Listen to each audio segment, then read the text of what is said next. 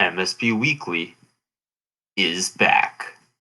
What's up, everybody? Welcome back to MSB Weekly. After a bit of a hiatus, we are back. I am your host, Adam Gotkin, of course, joined by three guests today. Eric Arnold, Austen Adcock, and Brian Powell should be joining us at some point. We're going to start things off today with Eric talking about Maryland basketball, go over to Brian, talk about the Army-Navy football game, Austen talk about the Caps offseason, and then I'll do a bit of a preview of Washington football team and the Ravens games this Monday and Tuesday. Then we'll finish things up with the Wizards news, probably the biggest Wizards news in a long time. And so, start things off. Eric, what's been going on with Maryland basketball? Well, Maryland absolutely continued their season. They pounded the Peacocks of St. Peter's here 90-57. Dante Scott was the birthday boy, and he actually gifted us with 14 points, 12 rebounds, and 4 assists on the day. But the real story was Hakeem Hart. Hakeem Hart pumped in 33 points for us. He was all over the floor. Honestly, I was kind of waiting for the basketball to catch fire, for him to start shooting from Lido's and just torch the nets throughout the game, because it was that kind of game for him. Honestly, I'd like to say that this is kind of like a freak incident. They just got lucky. They had a good game against a good St. Peter's team. But really, that's not been the case. When I started looking up some of the numbers, you can see that they have been really shell-shocking some of these teams. As a team overall this year, they've shot 56% from the field. And from range, Ayala is 5th best on the team, and he's shooting 42%. Right now, Hart's shooting 50% from beyond the arc. Morcell's shooting 50% from beyond the arc. Hamilton's shooting 50% from beyond the arc. And Dante Scott's leading the team. He's shooting 55% from beyond the arc. So when that kind of shooting is going on, we can expect him to win some games. Wiggins, who is really the guy that we've expected to be the downtown shooter since his freshman year, hasn't really found his rhythm yet. And if he can find that, they're going to be tough to beat.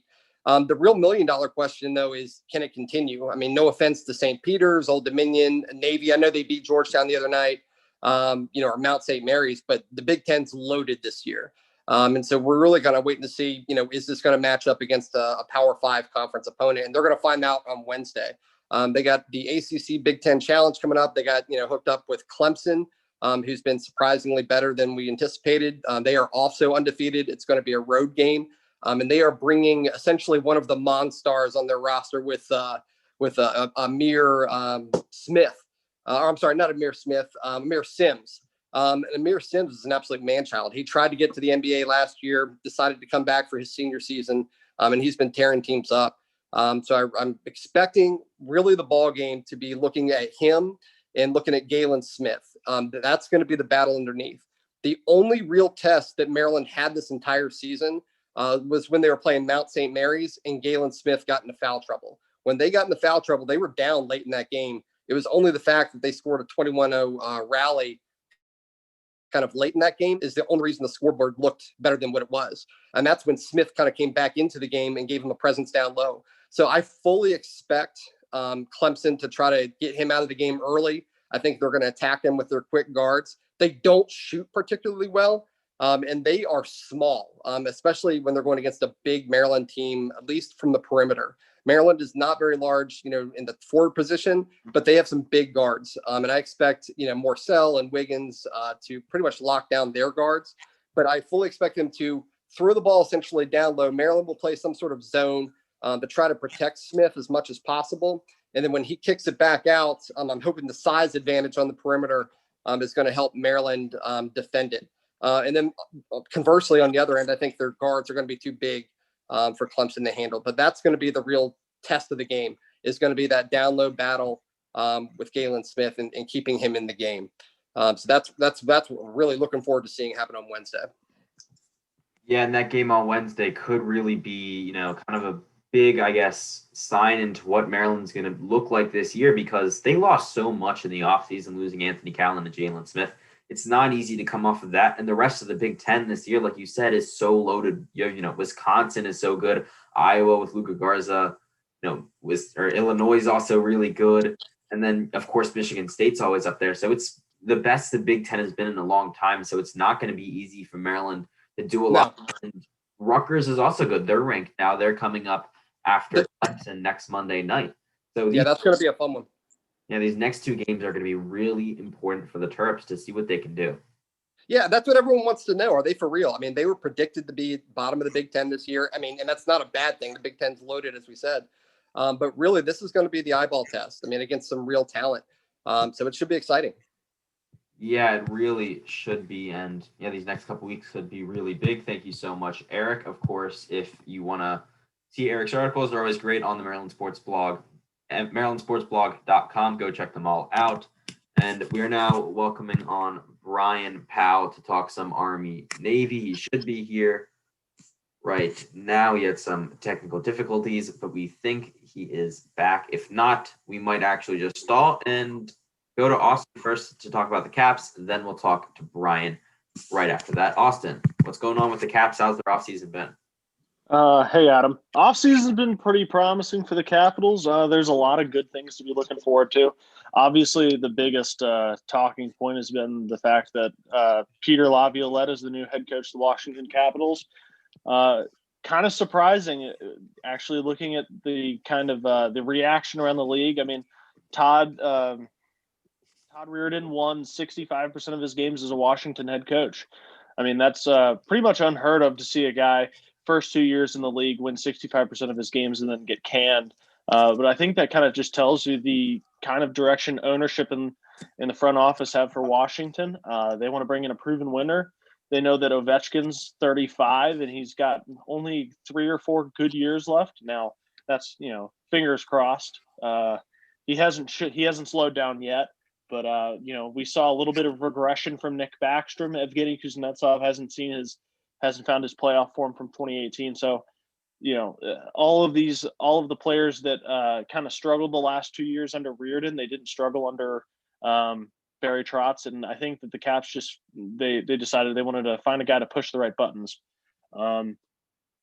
Obviously they brought in Henrik Lundqvist. They've kind of tinkered with their lineup. They added a lot of defense. Justin Schultz should stabilize that top 4 on defense.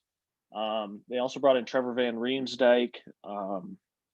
So what the Caps are going to be looking for here over the next 6 months is, can they find the proper defensive pairings? Obviously, Jonas Siegenthaler, he got re-signed, but the question is he actually going to be playing in the lineup? Martin Favari, is he going to beat out one of these more veteran guys that the Caps have brought in to compete for one of those last 2 spots on the defensive pairings? Henrik Lundqvist is going to be a great backup, I think, for Samsonov, and it doesn't sound like he's coming in just to play as a backup. I mean, he talked about pushing as hard as he can. He still thinks he's got some stuff left in the tank. I happen to agree. I think that playing in New York Rangers, their defense left a lot to be desired. I think New York's going to get a lot better, but I think over the last 3 years, they had a lot of defensive depth that kind of left the system. They became older, less effective. I think if Laviolette installs a good defensive system, I think you could see a resurgence for Lundqvist, and Samsonov should be healthy. So it'll be a really healthy 1-2 tandem in the net. The most recent news that I saw as of yesterday was that Beck Mallinston, Capitals prospect, who a lot of people expected to be playing at least 20 games up in Washington, he tore his Achilles while training in Vancouver. So it's about 6 to 8 months, they think. He already underwent surgery, which is it's a big blow. I wouldn't say it's a big blow. It's a big blow for him. Obviously, he was coming into camp with something to prove. He definitely looked like he belonged when he did play last year. But, I think that things are trending in the right direction for the Capitals. They had 2 really disappointing playoff losses, really in unacceptable ways. They didn't have that structure that won them the Cup in 2018. So I think it was a really good move by Brian McClellan to go out and say, we're going to try something new. I mean, obviously he struck out on that on the call promoting Reardon, but at the end of the day, I think that was a call that a lot of people would have made. Everybody wanted him. There were several teams that interviewed him. They promised Reardon the job if he stuck around, and he did. And he did win 65% of his games, so he'll land somewhere. I think he'll get another head coaching opportunity. He's in Pittsburgh as a defensive coach again.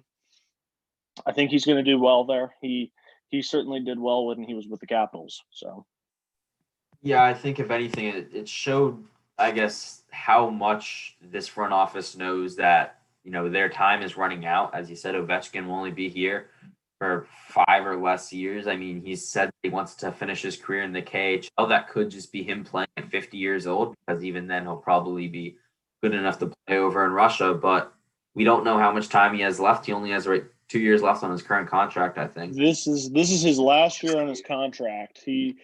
I think, and it's going to be interesting to watch what happens. I mean, obviously there have been discussions in the NHL between Gary Bettman and the NHLPA, the Players Association, as to whether or not it's even feasible to play a season this year. Obviously, I think fans around the league would be incredibly disappointed if they didn't suit up and play. But there's this talk that players have already they've forfeited 15% of their contract. The NHL is a revenue, like every other professional league, is a revenue-driven league. Not having any fans coming into the arenas is killing the bottom line for a lot of these teams. I mean, I think as of last year, 14 teams were operating at a loss. So is it financially feasible for 14 or more of these teams with no gate revenue coming into play? That's what Gary Bettman says, is that, they're looking at operating at almost a $1 billion loss. That's a lot of money. I don't think the players are going to want to play for free either. They signed a contract. If they were going to play for the Capitals or for the Penguins, they deserve to get the contract that they want. So it'll be a question as to whether or not. I mean, Ovechkin's contract situation is going to be a lot to watch, because if the NHL moves ahead and they do play, obviously Ovechkin's last year will toll. If not, he gets a full other year. He'll be 36. The financial landscape in the NHL is going to change dramatically. So there's a lot to be said for the handling of COVID. I think it'd be a huge mistake for the NHL not to play. I think they've got to figure out a way to hammer out a deal even for like half a year before these vaccines roll out. So yeah, we'll see how that works. It's, obviously not playing in the bubble makes things interesting. NFL's had some problems, so hopefully that, they can find a way to do something that'll be really interesting to see. Thank you, Austen, for talking about the Caps. Of course, once that season gets underway, there's going to be a lot more stuff over on the website. All right, so Brian was saying that he's having some technical difficulties. We'll have to go on without him tonight. I'll talk a bit of Army-Navy. Of course, the big game, the game that everyone looks forward to all year. It's weird, though, this year. It's different. It's not the only big game of the week. But College Game Day will still be there. There's still going to be a lot of coverage on it. And it could be a rough one for the midshipmen. This year, Army's done pretty good. They're 7-2. They average 30 points a game. Navy, on the other hand, 3-6, averages 18. They've struggled a lot this year and had to switch a lot between quarterbacks. This year just hasn't been Navy's best. A lot in the preseason they had struggles. We talked about that back when it was September with Brian on here, but it's going to be an interesting game. It's for the first time since World War II. It's on the campus of Army, which is really weird to see the Navy painted in the end zone of Army. But Navy knows what they need to do to win. It's the same as every year. As much craziness and as everything is different this year, the Army-Navy game is still the Army-Navy game. Anyone can win no matter what. Even when Navy is ranked, Army can win. When Army's having a great season, Navy can win. And it's a game that, everyone's excited for every year, and I think it should live up to all the expectations. Like I said, College Game Day will be there, and, can't wait for all the coverage. Of course, Brian will have all of the previews, everything about that over on the website. So make sure to go check that out. Sorry for not talking about the game too much, kind of last minute. So now we'll get into Washington football team. They play, as this comes out Monday, they play tonight at 5:00 in Pittsburgh. And Pittsburgh is 11-0. And they're probably one of the worst 11-0 teams of all time. They barely beat the Cowboys a couple weeks ago. They did not beat the Ravens last week as much as they should have. The Ravens with RG3 as their starting quarterback. And they lost Bud Dupree this last week to a torn ACL. So things will be interesting. They're also without James Conner. It's a winnable game for Washington. That's what I'll say. It's a winnable game. Do I think they'll win? Probably not, but it's something winnable. And for them to win, they need to be able to run the ball. Pittsburgh has one of the best run defenses in the NFL, so it won't be easy. But when they run the ball, they win the games. I have this over here. Sorry if I'm looking away, but last 2 weeks when they've won, Antonio Gibson has gotten 94 yards and 115 yards respectively. The 2 weeks before that, he had 20 and 45 in losses against New York and Detroit. And those are the 4 weeks that I think we have to look at for Washington football team. Those are the 4 weeks with Alex Smith as the starting quarterback. And Smith played great against the Giants and the Lions. He had 325 and 390 yards. That 390 was one of the best games of his career. But they lost, and Antonio Gibson only had 45 yards. So that's what they need to do. They need to give him the ball, and they need to give McLaurin the ball when Smith throws it. McLaurin's receiving stats have not gone down much since Smith has stopped throwing the ball. They're just giving it to Gibson too, because they know McLaurin's their playmaker. They know Gibson's their playmaker. When they get it to those guys, they win the games. And they just weren't getting it to Gibson enough earlier on. He's been great. He's one of the top guys in the league when it comes to rushing touchdowns. 3 touchdowns against the Cowboys on Thanksgiving in front of the world. He completely went off, and that's what he needs to do to win against the Steelers. And over on the other side of the ball, no James Conner for Pittsburgh. That's a big help for Washington on defense because, they struggle as much as they do against the rush. What they need to do offensively to win. Ben Roethlisberger should play. There's been some murmurs that he'll be out, but we all expect him to play. But with Everett back at safety, that really helps a lot with no Troy Aikby, who I've complained about a lot because he just has a lot of struggles just tackling. He tries to lunge at guys. He can't tackle them well. But Everett back helps a lot. Pittsburgh, of course, has Juju Smith-Schuster. They have Chase Claypool, who's having an outstanding rookie year. If they can stop the big plays, I think they'll be fine defensively. They just need to keep it a close game. If they can keep it a close game, anything can happen. And this game is a lot more important now. With the Giants beating the Seahawks in a game where the Seahawks just played absolutely horrible, Washington now needs to play good against the Steelers, and this is a big game. Their past 6 weeks, they went 3-3, which is really not bad. They went 3-3, and their 3 losses were by a combined score of 7 points. So they can do it. They can beat the Steelers. They've played really well recently, but they need to play their game, and they can't allow big plays. And like I said, this game is now so much more important because this week Pittsburgh, and then they have San Francisco, who's a good team. They're getting more healthy. Then they have Seattle, who they lost to the Giants. They're really not playing well. And then it's Carolina and Philadelphia. So they need to win, I think, 3 out of those final 5 games to make the playoffs. And making the playoffs is a lot more important than it thinks. It's a culture thing.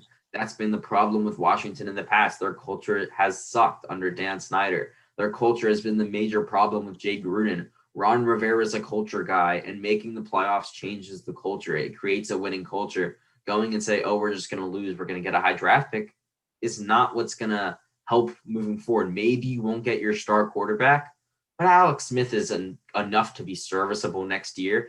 If you can then get a middle spot in the draft and get a middle linebacker like you need, get an offensive lineman, get a tight end, get one of those other spots, and just kind of have a quarterback like Smith who can just manage the game.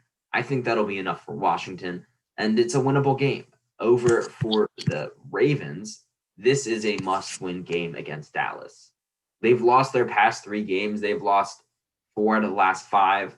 This is a must-win game for the Ravens.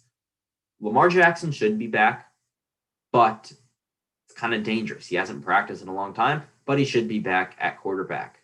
After last week's loss against the Steelers, only losing by 5, which with how bad RG3 played, and it was really bad. Now he's on the IR.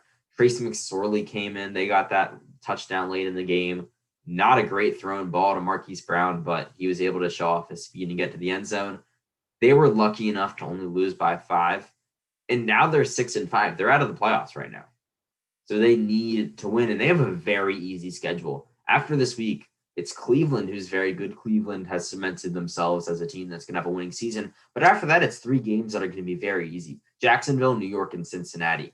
So they need to win here. They need to get to 10 wins. The AFC North is really good. Cleveland's already at 9. The Steelers are 11-0. That means that it's not going to be easy for them to make it into the playoffs. They've got to win at least 4 out of the last 5, if not win out. And with the way that they've been playing recently, that might not be the easiest thing to do. So they need to not just beat Dallas, but absolutely destroy Dallas. And one of the things about Dallas is that their defense is really fast. Their D-line is really fast against Lamar Jackson. They could have a chance to, keep up with him a bit more than other teams. That's something that the Ravens are really going to have to account for. They're going to have to run the ball. That's what they did last year. That's when they won. They need to run the ball. And if they can do that well, they can beat Dallas. Dallas is awful against the run. They run the ball. I think they win. So that's enough with the football talk. I think we're also now going to bring in Austen, maybe Eric, and talk some Wizards. This past week has been probably the biggest week for the Wizards since they made the playoffs in 2017 or whatever, that series against Boston. Since then, it's been quiet, but what a trade happened. And let's talk about that. Eric, Austen, I'll bring you guys back in. I guess you guys. Yeah, Adam. It was an absolute fleecing. I got to tell you, it's not often that you get probably what's going to end up being a Hall of Fame point guard coming in for and I know John Wall meant a lot to the city, but to be able to pull Russell Westbrook out of Houston for John Wall and an incredibly protected first round pick is it's absolute thievery. I saw a lot of reactions saying that Tommy Shepard got fleeced, and I just don't see it. I don't understand how a guy who averaged 28, 8, and 9 last year doesn't come into Washington and make them immediately better.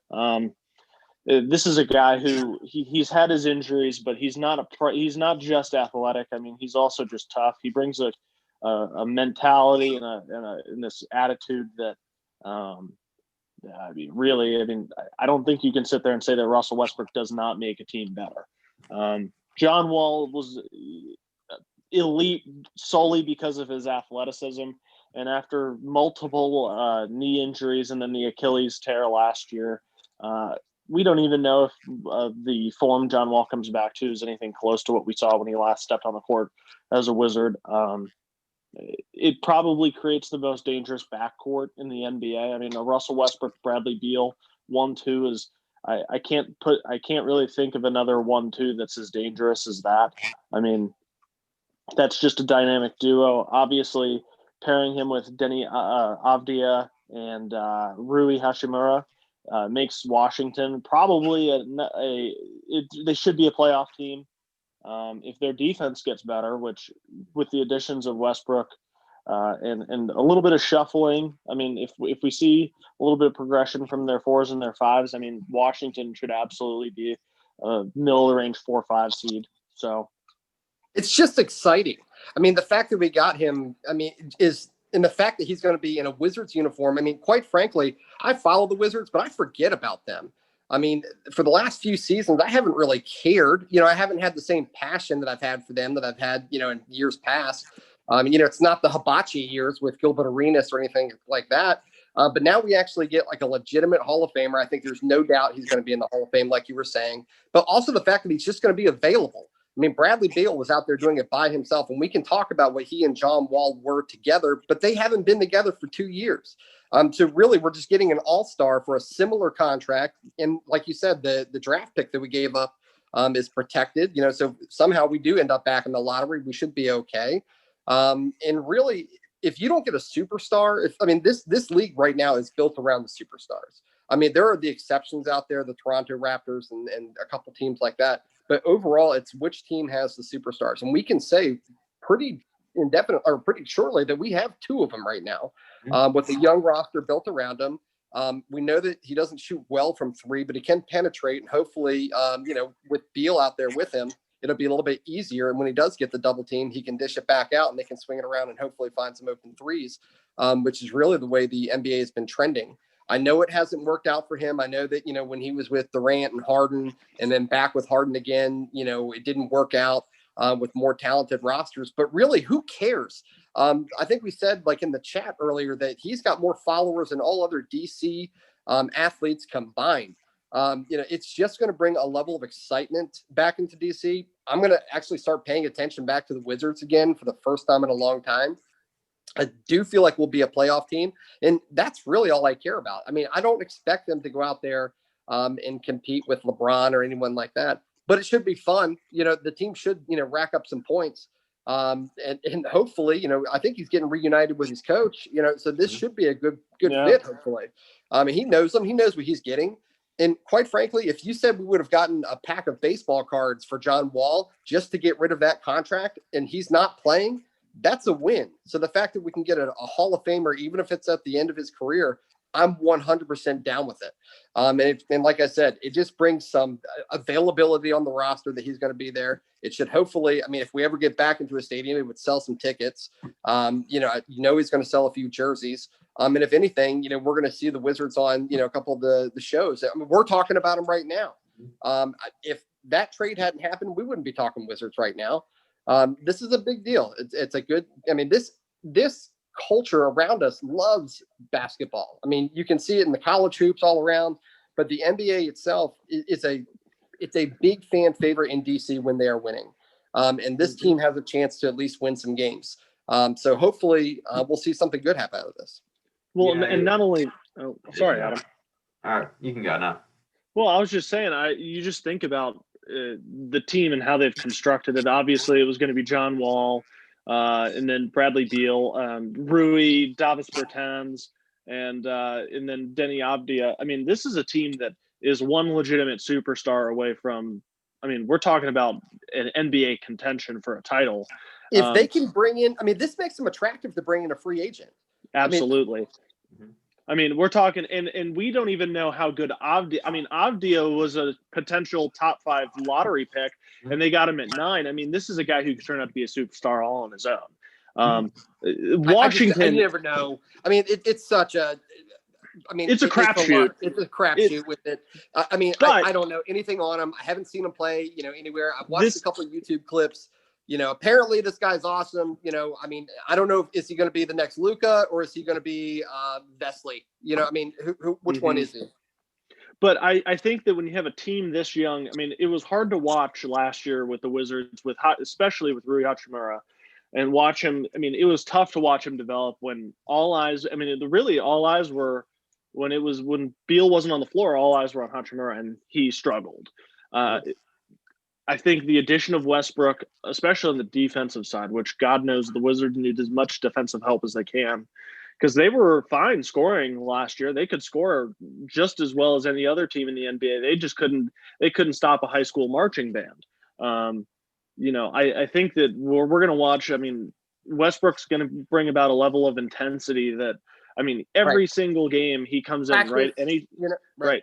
82 games a year, it's like, F that guy, I'm going to go kill him. And that's you watched John Wall and Bradley Beal for years, and you could tell that when they played a team like the Charlotte Bobcats, it was like, we're going to beat them. We're going to kind of take it off. And then they lose. And you're like, well, you need to win these games. These are games you need to win.